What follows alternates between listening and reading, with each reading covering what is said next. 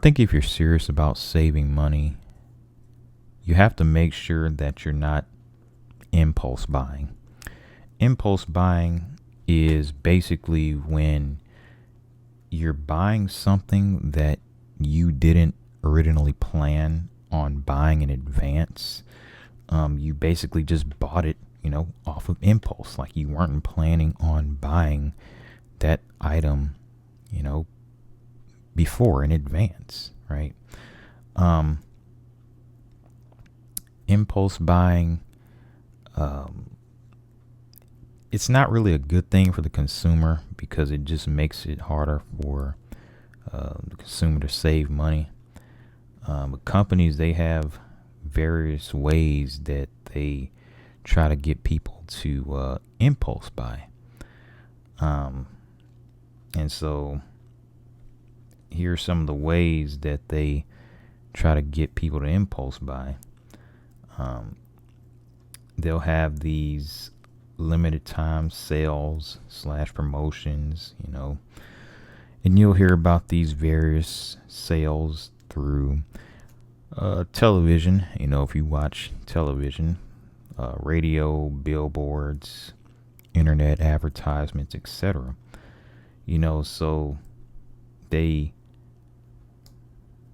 kind of get you with the fear of missing out thing by saying that, oh, this is a sale that's limited time, right? A limited time sale. So they know that with a limited time sale that there's going to be people that buy said item simply because they don't want to miss out. It's a limited time sale, right? And then some other ways they do it is by, product displays, putting items on the end cap. And this is for like stores, right? Um, those end caps are good because when before you walk into an aisle, you have to walk past the end cap, which means you have to walk past the item just to go into the aisle that you want to go into, or you're walking past that item to go to the aisle that you want to go to, right? And so they put the item on the end cap with the big sticker or whatever telling you the price. And another way is through in-store samples. This is with food. They'll have those little bitty sample size cups that you can to where you can try whatever food it is.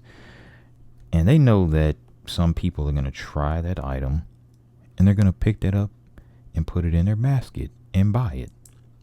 And they just impulse bought just like that.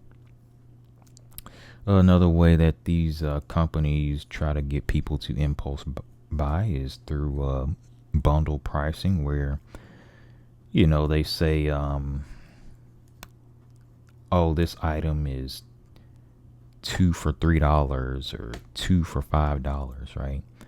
When the item by itself costs, $3 or $4 or something like that. But you can get this item 2 for $5, right? And so you're going to buy 2 of them because it's like, okay, I'm getting a better deal, right?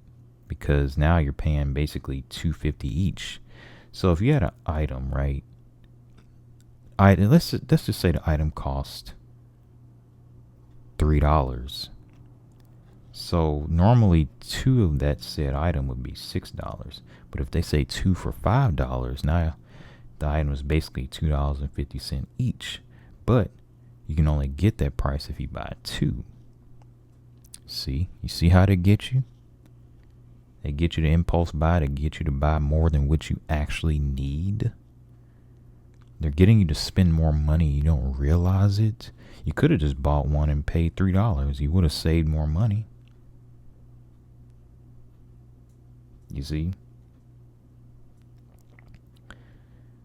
Uh, Also cross merchandising, where they'll have like basically an item that complements said item that's on the shelf right near it. So like if you're buying hamburger meat, they might place hamburger buns like right near the hamburger meat, or at least in that general like vicinity, right? It's not going to be that far away from the hamburger meat, right? So cross merchandising. Oh, and also the registers, where they put all the candy and all the junk that we shouldn't be eating anyway. They'll put it by the register because they know when you're waiting in line, you're going to be, it's going to be right there. You're going to look at it because you're waiting in line. And it's ridiculous what these companies do. These checkout lanes, they're going to be full of candy and, just different junk that you don't need. That's the thing. That's another way to get you to impulse buy. Honestly, in my opinion, one of the best ways that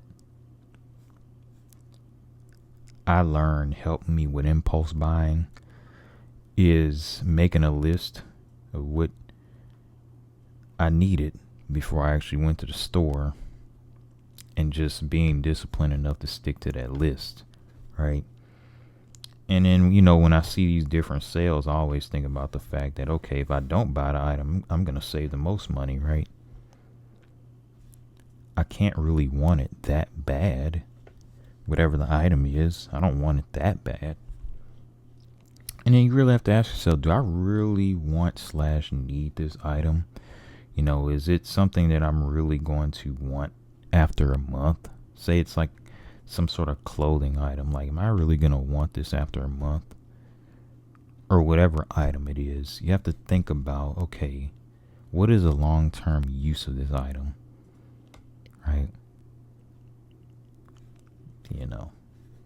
And then with food, especially if it's some sort of junk food on sale, ask yourself, do you really need this junk food item? No matter how cheap it is, no matter what the discount is, do you really need this junk food item? A lot of times the answer is no, but people impulse buy. Impulse buying will make it more difficult for you to save money. So you want to save money, a very